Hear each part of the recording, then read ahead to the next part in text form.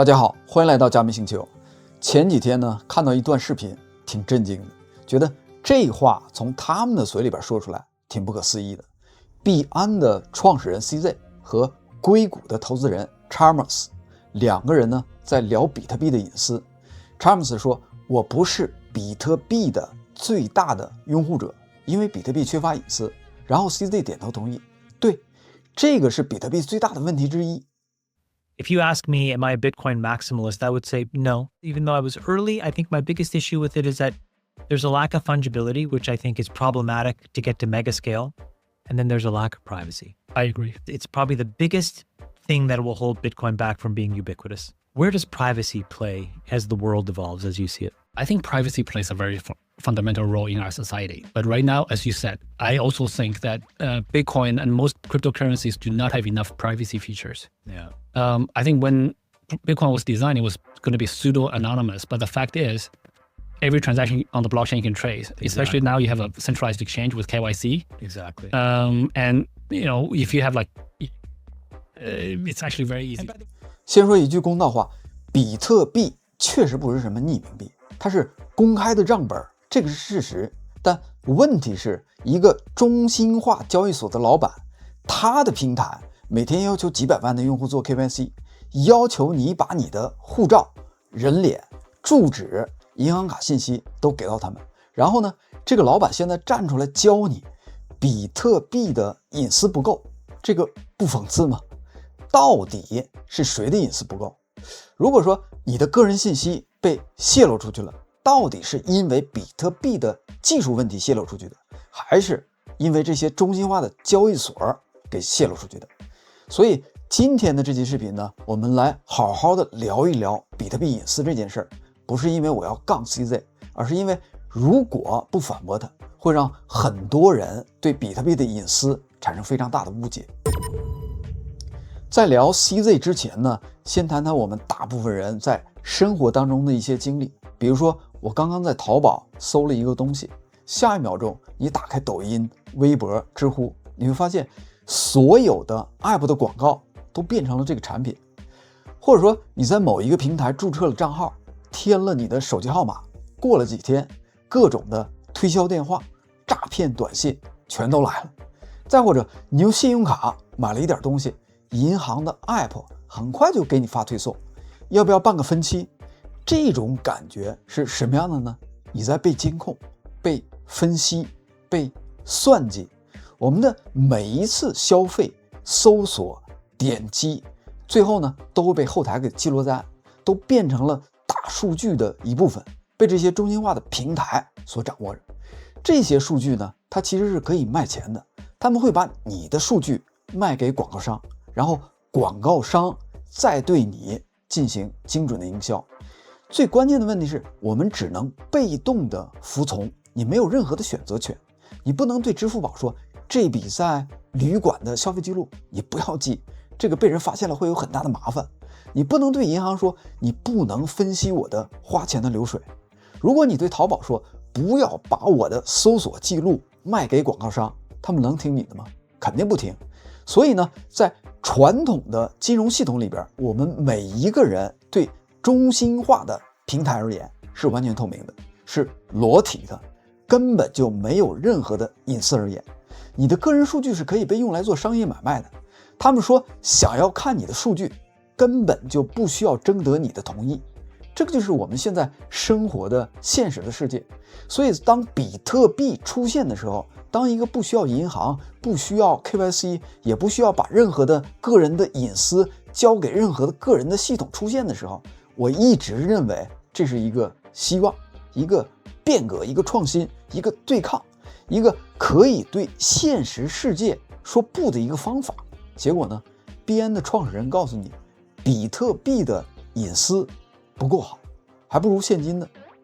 讽刺。他说，如果你用比特币来订酒店，别人能够从链上追踪到你的位置，这个是安全隐患。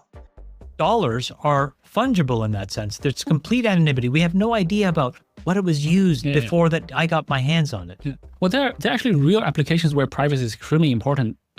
If you book a certain hotel, and people know that hotel address, like blockchain hotel address, the receiving address, they will know that you will be in that hotel. That's right. That's a physical security for you. That's right. Right. So there are real use cases where privacy is very important. This is why people don't publicize their home addresses online. That's right. In many countries, if you reveal somebody in Japan, if you reveal somebody's home address, that's illegal. Right. So there are real use cases for privacy, which Bitcoin, most cryptocurrencies currently do not provide. Yeah. 听起来呢好像很有道理，但这个是真的吗？到底能不能追踪到你的位置？如果能追踪到你的位置，那又是怎么追踪到你的位置呢？要把这个事儿讲清楚呢，我们得先把隐私给它拆开，不拆开呢，你永远吵不明白。加密的隐私呢，其实至少有3层。第一层，链上的隐私，账本层。我用比特币付费的地址，其实它是一串字符，是假的名字，不是匿名。注意，它是假名而不是匿名。链上交易记录的确是公开可以查询的，这个是比特币账本的设计理念，不是什么安全漏洞。第二层，身份的隐私，现实身份层。那么是谁把我的身份跟刚才的那个消费记录绑定在一块的呢？交易所、商户、支付平台。当你在他们的平台上出入金的时候，或者是买币卖币的时候，你的个人身份就被绑定了。第三层，网络隐私，你的 IP 地址、设备的指纹、交易的广播路径，你不做任何的处理也有可能被关联。所以呢，隐私它不是一个简单的开关，说有就有，说没有就没有，它有3层的结构。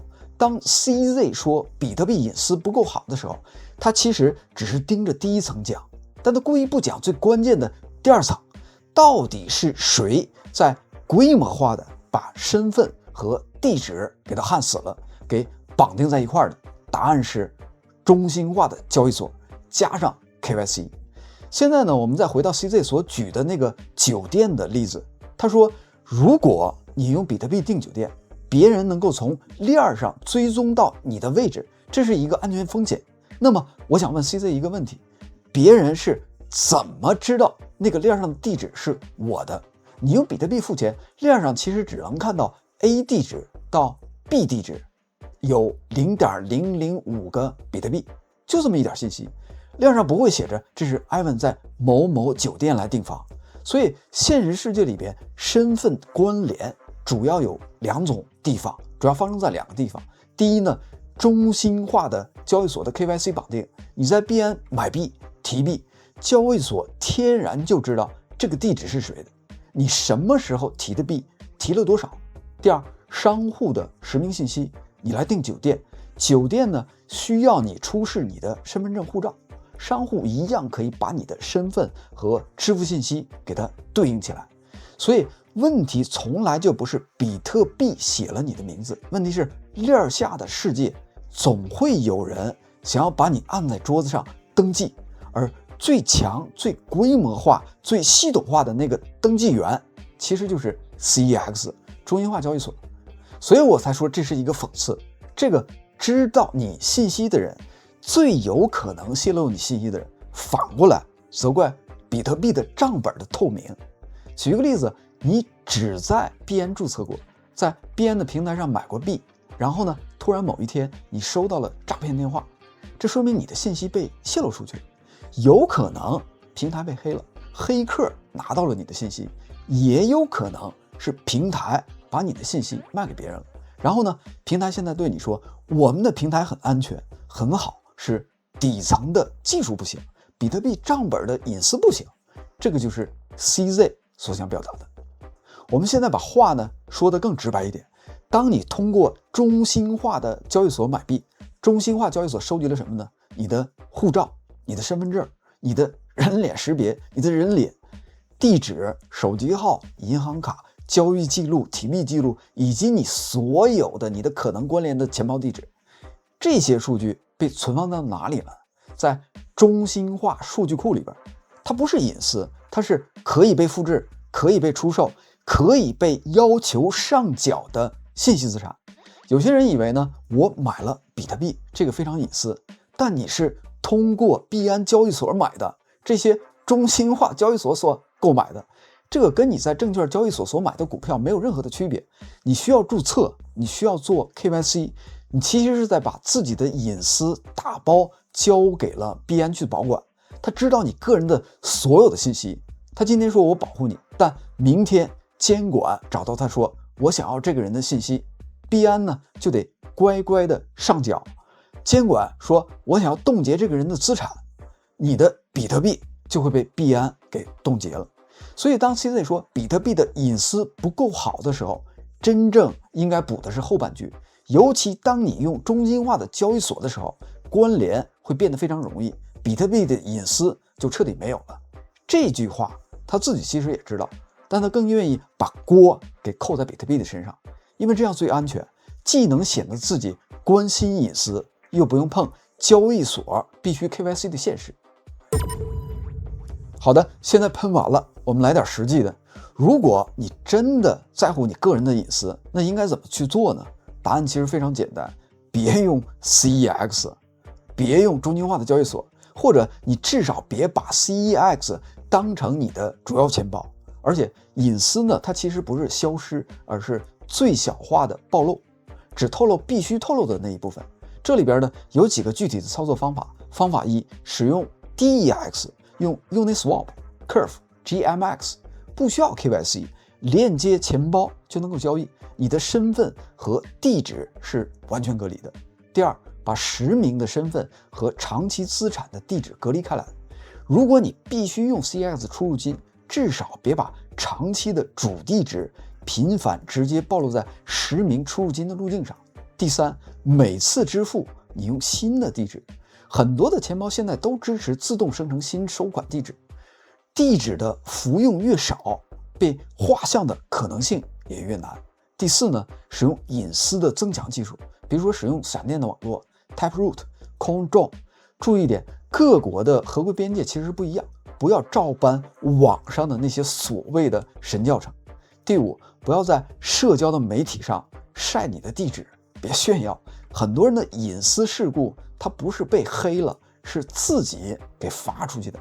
所以这些方法你会看到其实都不难，但前提是你得知道隐私被泄露的真正的源头到底在哪里，不是比特币，是 CEX 中心化交易所，是 KYC。所以当 CZ 说比特币的隐私不够好的时候，他要么真的是不懂，要么就是故意混淆视听。聊到这里呢，我想说一个更本质的问题，什么是隐私？很多人以为隐私就是匿名，就是别人看不见，但我觉得真正的隐私是你有选择的权利。传统的金融系统的隐私是由银行、由政府所决定的，你根本就没有任何的选择权。他们说要看你的流水，他们说要冻结你的个人账户，你根本就没有反抗的余地，没有任何的办法。但比特币呢？比特币给了你一个选择权，你想公开你就公开。比如说我是一个慈善组织，那么我就公开我的钱包地址，接受监督，任何人都能够查到资金的流向。那么当我想要隐私的时候呢，我还可以隐私，我用 DEX 去交易，不关联我的真实身份，用新的地址去支付，不留下任何的痕迹，用 Lightning Network 链下交易。这个才是比特币真正的革命性的地方，不是强制的匿名，也不是强制的透明，而是把选择权交还给你。所以呢，当 Chalmers 说比特币缺乏隐私，当 CZ 点头同意的时候，我想他们俩要么是蠢，要么是坏，二选一。但我觉得 CZ 曾经 all in 比特币，他赚了很多的钱，他不懂比特币的可能性比较小，那么只剩下第二个选择了，坏。好了，今天的这期视频呢有点火药味，但我觉得有些话必须要讲。最后呢，总结3点：第一，比特币的隐私不是不够好，而是可选，你有选择权，这是一个 feature。第二，真正破坏隐私的是 CEX 中心化的交易所，不是比特币， KYC 才是隐私的最大的敌人。第三，如果你真的在乎你自己的隐私，就不要把选择权交给别人，别把交易所当成钱包，减少绑定，减少炫耀。最后呢，我想对 CZ 说一句话，如果你真的关心比特币的隐私问题，不如你先把币安的强制 KYC 给取消了，但你做不到，因为监管不允许，那就别怪比特币了。好了，如果你认同我今天的观点，请点赞转发。如果你觉得我说的不对，评论区咱们理性的去讨论。这里是加密星球，我们下期再见。也欢迎加入我们的 Discord 社区，吃瓜群众自治社，入口就在外网频道的主页。我们下期视频再见，谢谢，再见。